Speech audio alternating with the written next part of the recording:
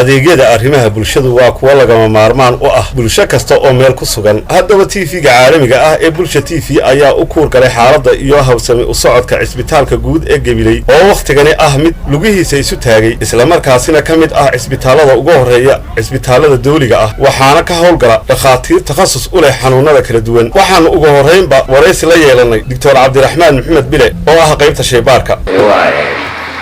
شباك إسبان في دول جميلة إسبان كان يروح يدوم يخلص شقينا يدوم كعفر سنة كل سنة تي إسبان كاو سنة يسوي روفنا مرجع إسبان كان فقط تاو سير في إسبان ذكر وينه هو قبلنا حوالي واحد سنين صبح ما حصلنا تطبع شغلة إحنا كبحنا كودي بركة إلى الوقت راس واحد لو سمي سير في إسبان لو بعدين ولا ليجا الحتة ليجا واحد شغلة بلا تلفزيون كمشي بلا تلفزيون دي كانوا شو قيمة سيرفيس قبل شو كان يقول شباك فرنا والمسؤولية شغال عسكر واحد قبل لا تتوقف قوة الودينة شباكها فتو في عملية حول بلوك الشقة يساعدنا شباك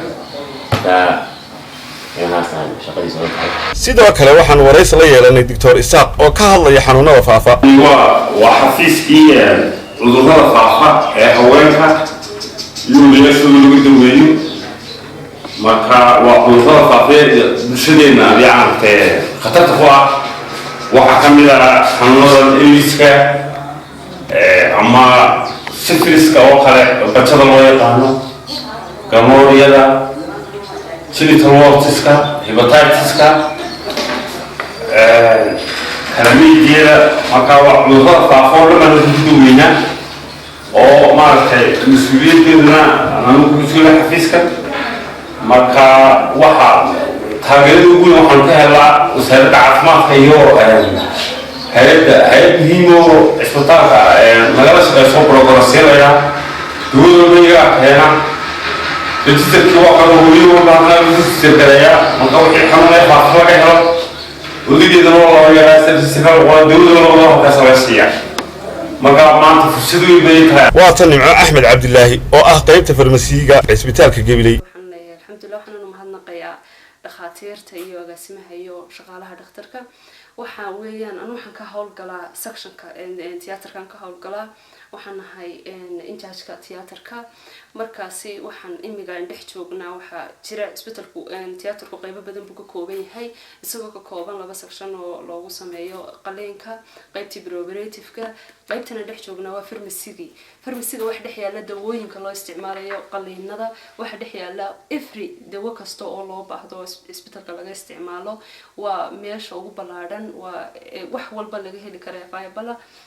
imiga waxa la waxaad arkaysaa dawooyinkii oo dhan way wada yaalaan. Dr. Cumar Cali ayaa isaguna noo sharaxaya qalabka qaliinka lagu sameeyo ee cisbitaalka Gabiley.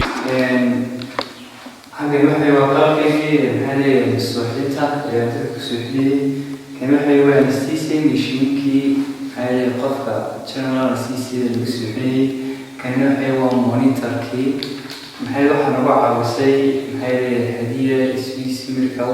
أو استالك كعنت كويسة من decoration كان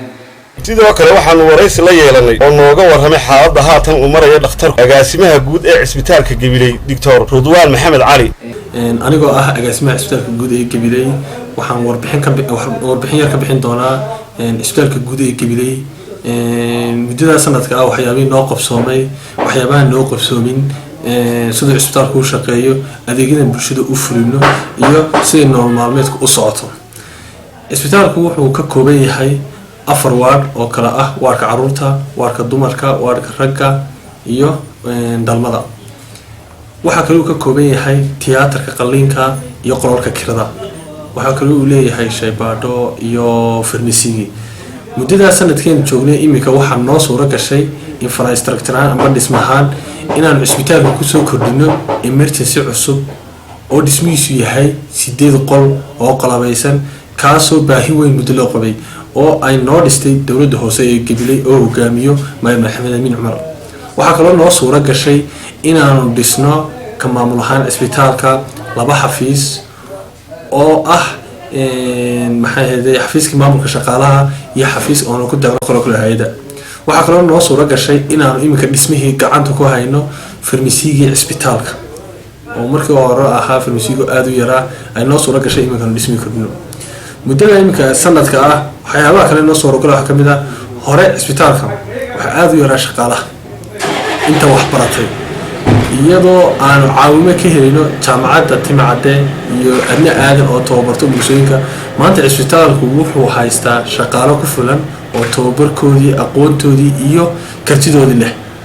halkii awal ay ka joogtay laba dumar oo umulso ah maanta waxaa jooga 11 dumar oo umulso ah halkii ay ka joogtay laba saddex qof oo neersina maanta waxaa jooga 10 qof oo neersina taasina waxay sababtay in adeega caafimaadka bulshada uu kor u kaco ee gobolka Gabiley waxaan aad ugu mahadcelinayaa wasiirka wasaaradda caafimaadka Dr. Saliimaan Ciise Axmed agaasimaha guud iyo howlwadeennada wasaaradda caafimaadka oo had iyo jeer gargaar joogto ah iyo adeeg joogto ah iyo taageeraba nala garab taagan waxaan halkan uga mahadcelinayaa kale warbaahinta gaar ahaan Bulsha TV waa Cabdisalaam Maxmed Bade Bulsha TV Gabiley.